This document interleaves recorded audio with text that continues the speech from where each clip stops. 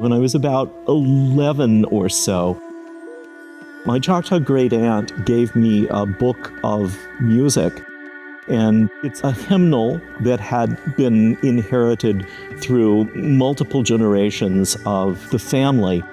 My ancestors brought it to Oklahoma on the Trail of Tears, and it had been passed on to the person in each generation for whom music was most important. Halito. My name is Charles Shadle, and I'm a composer and senior lecturer at MIT in Cambridge, Massachusetts. I'm also Oklahoma Choctaw. As a teacher, I get so much energy from teaching, from just dealing with each student individually, that's really important. There's something so refreshing about, sharing the craft, sharing the art, sharing knowledge with my students. That's been a really important part of what I do. There is a vast amount of knowledge that we've been lucky enough to have other people share with us, and I think it's incredibly important to pass that on. This hymnal that was handed down called the Sacred Harp of shaped note music, I've always thought it was an incredibly important part of my story as a musician, that this book was the thing that an ancestor decided it was important to pack up and take on the Trail of Tears. This is sort of the one object in the family that still exists from that journey.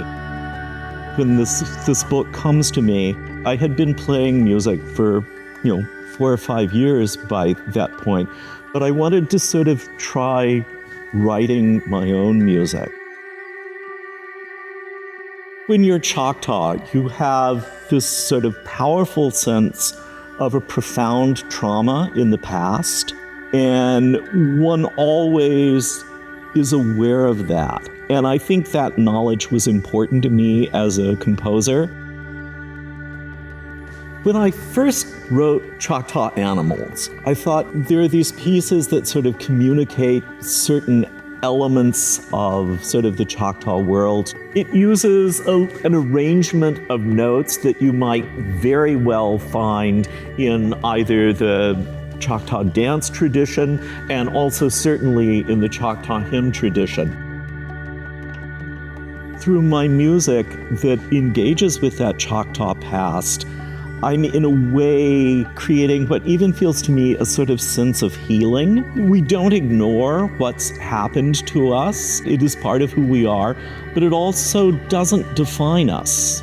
We can take those traumas and we can make art out of it. We can never escape our past, but we have to find sort of new and creative ways to move that past forward, allowing us to sort of reshape the future in ways that are positive. I came to MIT in 1991. I was hired to teach MIT freshmen how to play chord progressions on the piano and understand basically how theoretical concepts can be sort of demonstrated as sound. Eventually, I ended up teaching classes. I was promoted to a lecturer. Now I am a senior lecturer in music, and I'm teaching some of our wonderful upper-level sort of classes in composition and music theory and music history as well. And it's been a great place to be.